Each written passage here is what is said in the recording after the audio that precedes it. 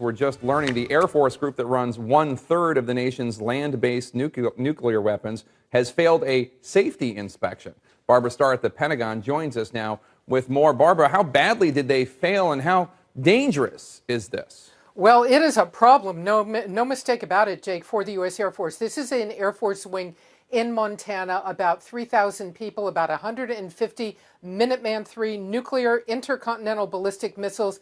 This week, the Air Force says the entire wing failed a safety and security inspection. What they will not tell us, because it's so highly classified, is exactly what, quote, tactical errors were made that led to the fail mark on the inspection.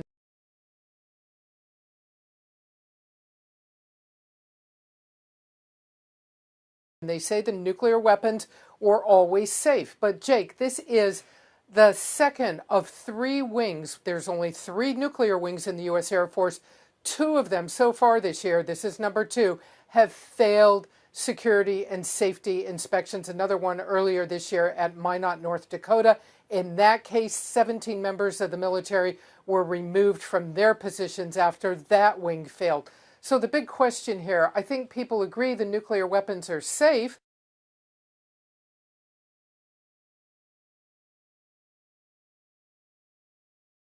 That's what the Air Force tells us.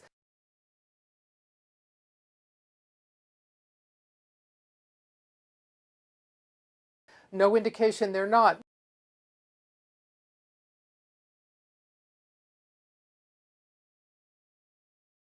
But are procedures just getting lax in the nuclear community? And that is a big problem. Jake? And Barbara, give us the bottom line here. What does this mean for national security? Well, what it means for the Pentagon and national security is the worry that some of these procedures, that some of the personnel are just getting lax in their nuclear operations. And you know, there's very little room for error anywhere in the U.S. military, but in nuclear weapons, there is no room for error. The Air Force is very strict about this. You know, if like one person is off duty when they should be on duty, that can lead to a fail mark in an inspection.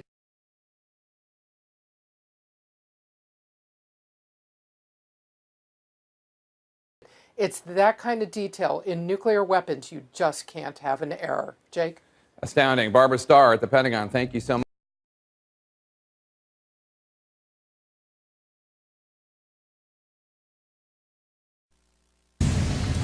Okay. This is Minot Air Force Base, just outside snowy Minot, North Dakota. Minot describes itself as one of the best-kept secrets in the Air Force.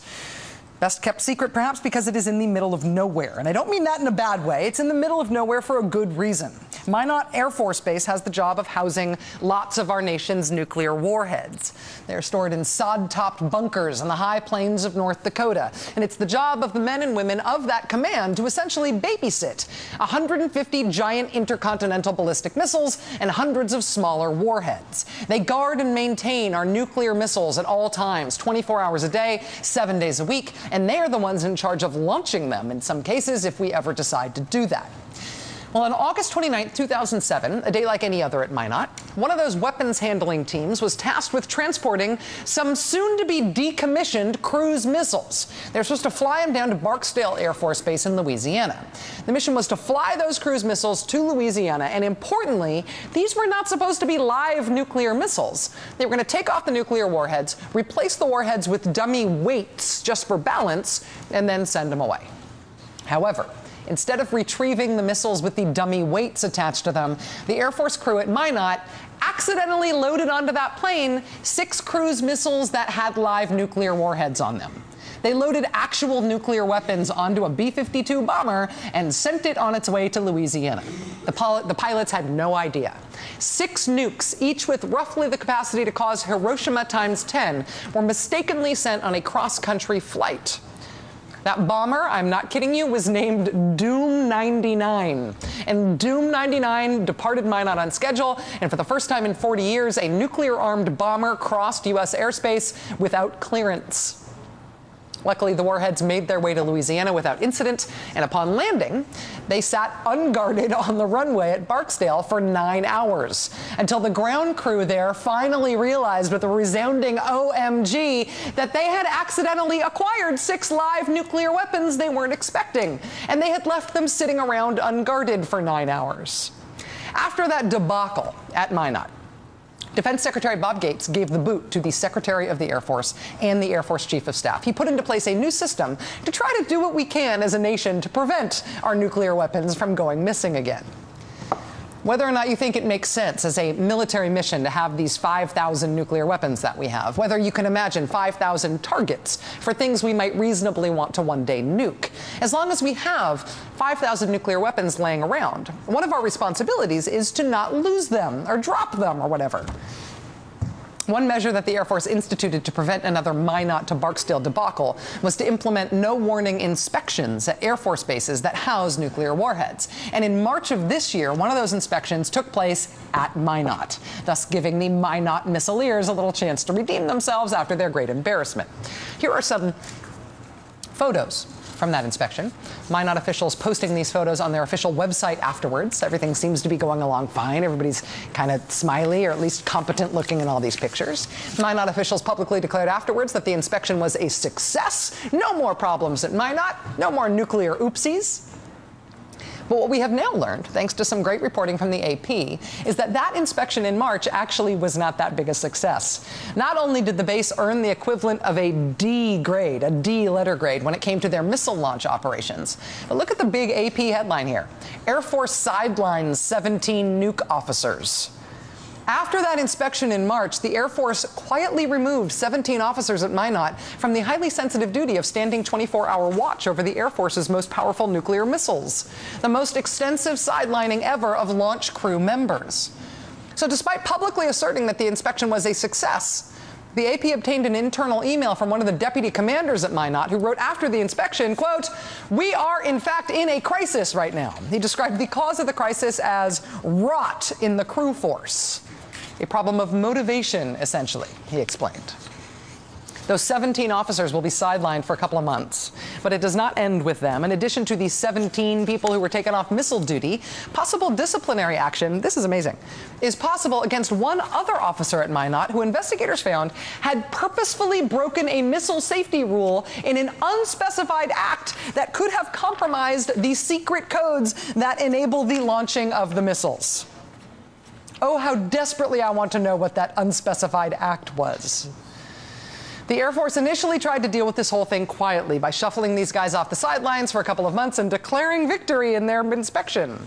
But the AP's reporting on it this week has sort of broken this thing back open, so much so that the Defense Secretary, Chuck Hagel, is now demanding answers from the Air Force about what exactly is going on in our nation's nuclear mission. It should probably be noted here that Chuck Hagel's previous life, his life before becoming Defense Secretary, included his membership in a group called Global Zero, which is a nuclear policy organization that advocates for a world without nuclear weapons. Chuck Hagel himself signed on to a report that called for getting rid of the Air Force's entire intercontinental ballistic missile arsenal altogether. Yes, that same one that we are firing people from for incompetence now and whose leaders say is in crisis. How Chuck Hagel deals with this is going to be amazing to watch. Watch this space.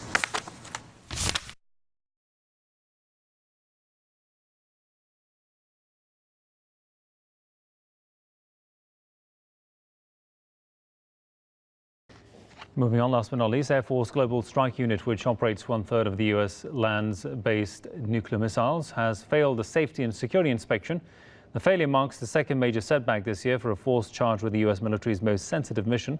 Commanders of the unit say a team of airmen failed one exercise that ended Tuesday. They say for security reasons they cannot be specific about the team or the week-long exercise. They also say that to elaborate could reveal a potential vulnerability in the force. Malmstrom is one of 3 U.S. nuclear missile wings. Each wing operates 150 Minuteman and 3 intercontinental ballistic missiles. The wings are on alert for potential launch against targets around the world. Let's talk to Mike Harris, a political commentator from Phoenix. Welcome to the program, sir. Mr. Harris, First of all, how is it that the US is calling for the removal of nuclear warheads and stockpiles and in general moving towards a nuclear-free world, yet at the same time we see instances like this? I mean, how do these two statements mix? Well, they don't mix. This is very hypocritical on point of the U.S., and I, for one, advocate the destruction of all nuclear weapons globally. That is my personal feeling. I would like to see our government, our U.S. government, actually disarm and enable the other countries to disarm around the world as well, particularly in the Middle East. There's only one country with nuclear weapons there, that's Israel, and they should be disarmed immediately.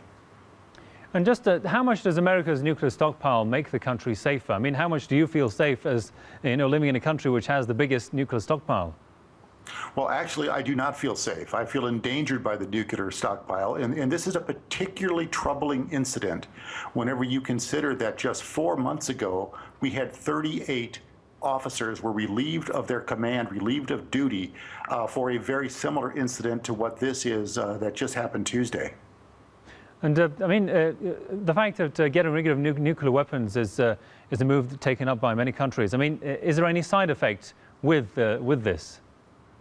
Well, nuclear weapons are not something that you can use. They're something that you have.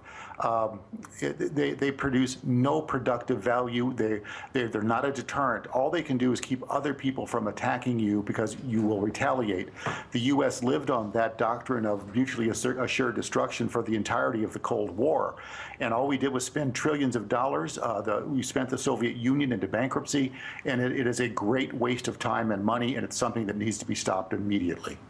Indeed. Well, we'll have to leave it there. Many thanks to Mike Harris, political commentator from Phoenix. Thanks for your time there, sir.